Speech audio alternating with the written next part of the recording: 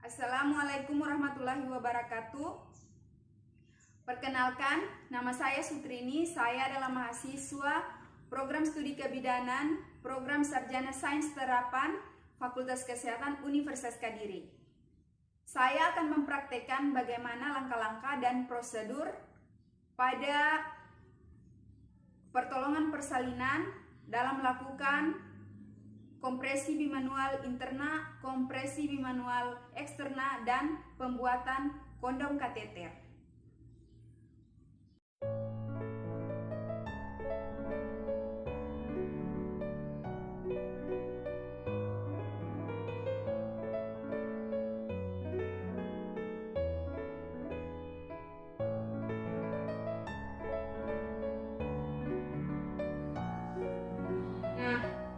Video ini saya akan mempraktekkan bagaimana cara melakukan kompresi bimanual interna, kompresi bimanual eksterna, dan membuat kondom kateter.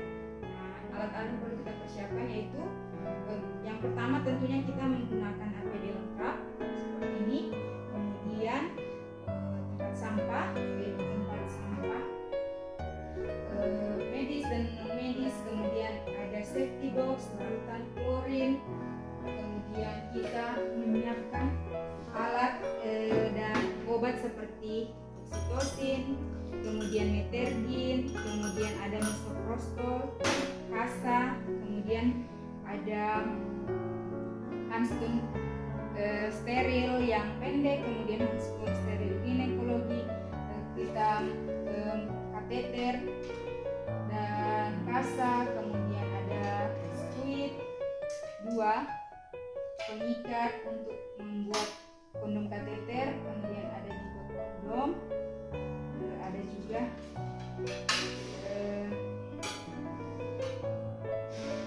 tampon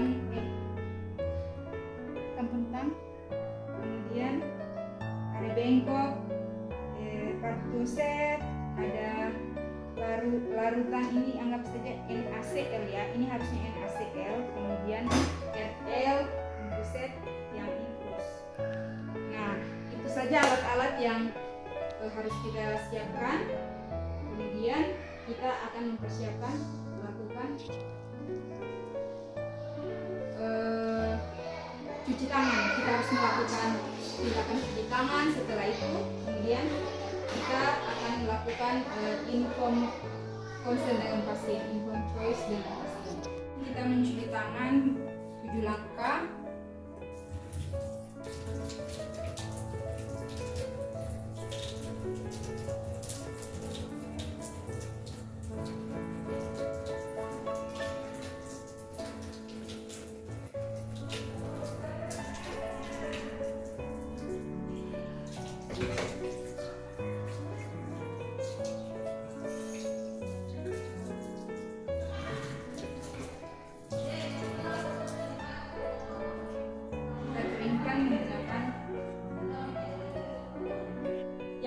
Kemudian kita memakai sarung tangan untuk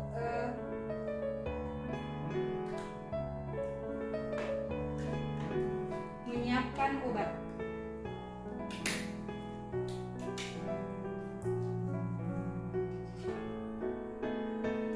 Nah, kita menarik oksitosin 2 ampul.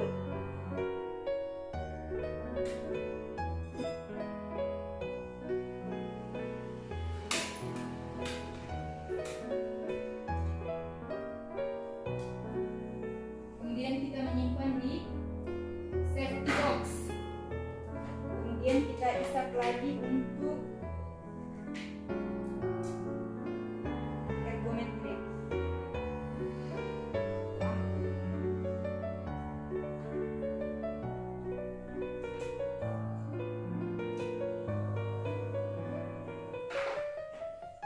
Nah, setelah itu kita melakukan choice kepada pasien dengan cara yang persuasif, yaitu kita mengatakan ibu bayinya sudah lahir, namun rahim ibu kontraksinya tidak terlalu kuat, makanya saya akan mencoba menolong dengan masuk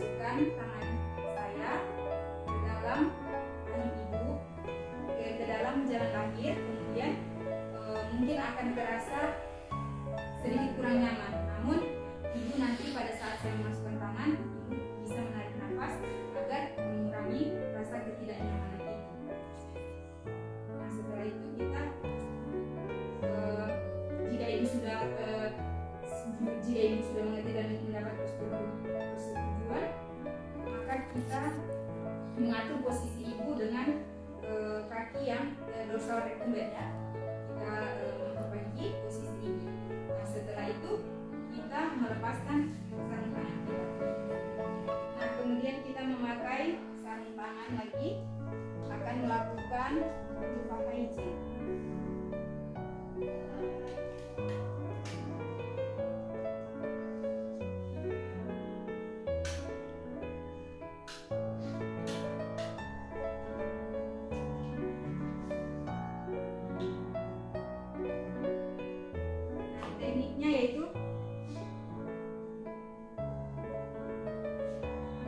Tekniknya yaitu kita tidak sampai menyentuh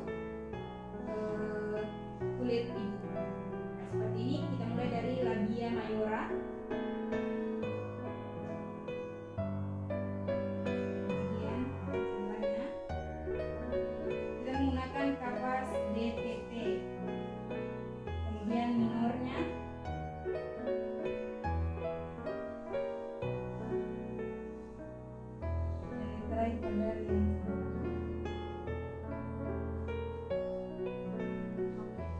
kemudian setelah itu kita memeriksa kandung kemih ibu. Jika memang kita memeriksa keadaan kandung kemih ibu full blast, maka kita bisa mengeluarkan urin ibu dengan memasang kateter.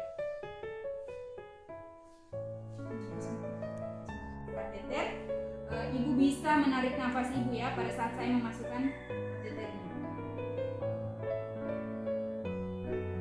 Nah, setelah kateter masuk, kita lihat urinnya sudah keluar, maka kita bisa mencoba.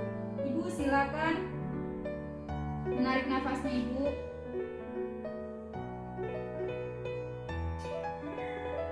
Nah, setelah itu kita bisa lagi mencuci tangan, mencuci tangan di lautan klorin, kemudian melepaskan ya, kemudian kita memakai sarung tangan ginekologi yang sampai pada batas siku. Kita memakai sarung tangan ginekologi pada batas siku, kemudian kita lakukan atau kita mengeluarkan stolsel yang masih ada pada jalan lahir. Buka, kemudian kita bersihkan stolsel. Nah, setelah itu kita mengatakan kepada ibu tindakan selanjutnya yang harus kita lakukan. Kemudian setelah kita mengeluarkan stolsel, sisa-sisa stolsel, bekuan darah, kita mengatakan kepada ibu, saya akan memasukkan tangan saya ke dalam jalan lahir. Jika akan merasa tidak nyaman, jadi ibu bantu saya dengan menarik nafas ya. Permisi ibu ya. Kita masukkan tangan dengan posisi obstetris seperti ini. Kita masukkan, kemudian kita terus masukkan sampai pada fornix anterior, kita tepalkan, menekan ke arah uterus. Kemudian tangan yang satunya kita tekan ke arah korpus seperti ini. Nah, kemudian setelah itu kita lakukan penekanan pada ke arah dorsokranial. Nah, setelah kita melakukan penekanan, kita menilai jika terjadi denyut dan uterus menebal, maka tandanya uterus berkontraksi sehingga tangan kita menjauh. Nah, setelah kita lihat merasakan ada kontraksi, kita melihat aliran darah. Jika berkurang berarti KBI kita berhasil dan dipertahankan selama 5 menit. Nah, jika kontraksi rahim tidak berkontraksi, maka KBI kita tidak berhasil. Kita harus melakukan atau kita butuh bantuan penyuntikan uterotonika. Maka dari itu untuk mengeluarkan tangan dari dalam rahim, untuk mempertahankan ini kita harus melakukan kompresi bimanual eksterna dengan bantuan asisten atau keluarga pasien. Nah, kita bisa membantu, ibu bisa menggantikan tangan saya, tangan kiri ibu di sebelah di sini bu ya, di sini. Nah, kemudian tangan yang satunya di sini.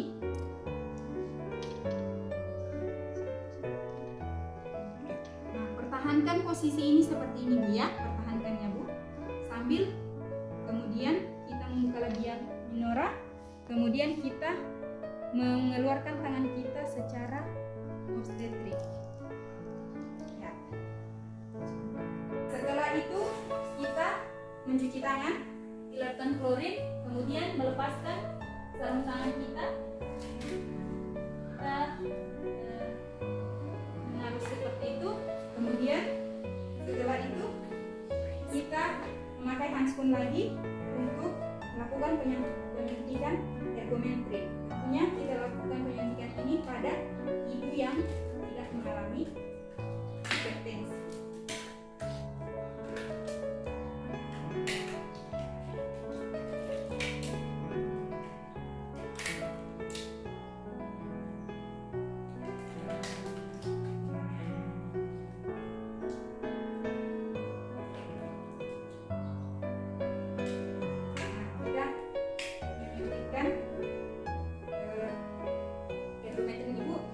Permisi Bu, saya akan menyuntikkan obat.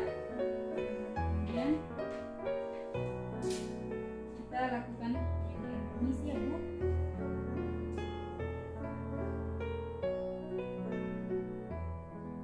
Setelah kita suntikan,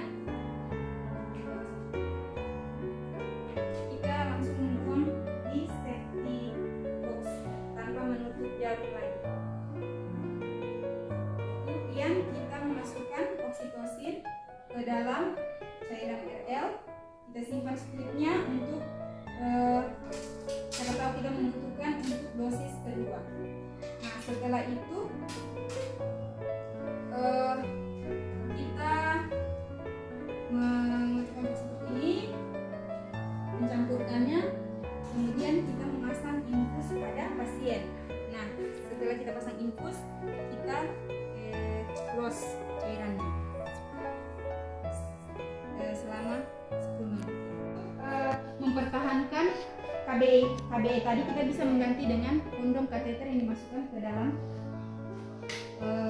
jalan lahir. Kita akan membuat kondom kateter, yaitu menggunakan kateter dan kondom. Kita membuat memasukkan ujung kateter ke dalam kondom. Nah, karena rahim berukuran 6-7 cm, maka kita perkirakan mengikatnya kondom dari arah kondom itu 6-7 cm. Nah, kita memberikan sisa ujung ini 1-2 cm untuk memudahkan cairan masuk ya, seperti itu. Nah, kemudian kita ikat dengan kuat. Nah, setelah kondom kateter sudah siap, kita bisa mengecek cairan. Jika dalam 10 menit cairan sudah habis, maka kita menggantikan dengan pelabot yang satunya dengan menyuntikkan lagi oksitosin 2 ampul. Jika kontraksi, kita harus sebelumnya kita sudah pastikan kontraksi memang belum membaik, maka kita ganti lagi, kemudian kita menyuntikkan lagi oksitosin 2 ampul dalam satu pelabot, kemudian kita buka lagi cairannya, terus lagi cairannya. Itu kita periksa lagi fundus. Nah, jika kontraksi sudah membaik, berarti kita hentikan, berarti sudah pendarahannya sudah teratasi. Tetapi jika fundus kita raba, itu posisi keluarga masih melakukan KBE. Nah, jadi kita lakukan jari-jari kita untuk mengusir fundus. Nah, jika memang kontraksi belum membaik, maka kita bisa melakukan lagi KBI. Nah, kita lakukan seperti cara tadi, kita pertahankan selama 2 menit. Nah, jika kontraksi membaik, maka kita berarti darah sudah tertangani, maka kita selesai dengan melanjutkan pengawasan intensif. Tetapi jika dalam 2 menit itu tidak kontraksi tidak membaik, maka kita pertahankan, kita lakukan lagi 2 menit. Nah, tetapi masih belum berhasil, maka kita nyatakan bahwa kompetensi kita sudah selesai, sudah habis di vaskes dasar. Nah, untuk proses rujukan kita bisa melakukan pemasangan kondom kateter, karena untuk KBI itu pasti kita sudah merasa lelah, apalagi dengan melakukan KBI. Maka kita satu-satunya cara untuk mempertahankan atau menstimulasi kontraksi rahim, maka kita lakukan pemasangan kondom kateter. Kemudian kita akan melakukan pemasangan kondom kateter yaitu dengan cairan NaCl yang kita pasang. Kemudian setelah itu kita memasang spekulum SIM atas dan bawah, bagian bawah dulu kemudian bagian atas. Setelah itu jika sudah spekulumnya sudah terpasang, kita melakukan pemasangan kondom kateter.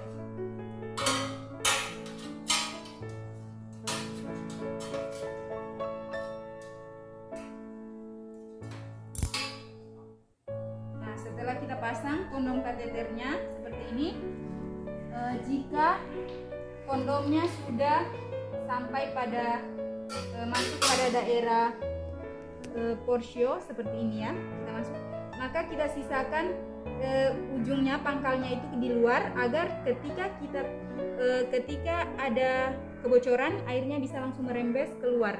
Kita tahu bahwa airnya sudah langsung merembes keluar. Nah, setelah itu kita lakukan pemasangan, menyambungkannya dari cairan ke tempat ini. Ya, sudah, kita anggap saja sudah terpasang. Nah, setelah kita mengeluarkan spekulum SIM, kita memasang tampon di vagina maksud saya. Kita memasang dengan maksudnya sampai penuh, agar kondom tadi dapat difiksasi dengan pemasangan tampon. Nah, setelah itu kita memplester ya, untuk memfiksasi cairan dan kondom yang kita pasang tadi dengan Hipafix. Nah, setelah itu pemasangan kondom ini bisa sampai 1 kali 24 jam, dan kalau belum sampai pada tempat rujukan bisa diganti sampai 2 kali 24 jam. Nah, setelah itu jika memang perjalanan masih jauh, kita bisa mengganti lagi kondom kateternya, tapi tentunya kita berharap tidak akan mengganti kondom kateter kita sudah sampai pada fase rujukan. Nah, demikianlah langkah KBI, KBE dan pembuatan kondom kateter yang sesuai dengan persalinan yang mengalami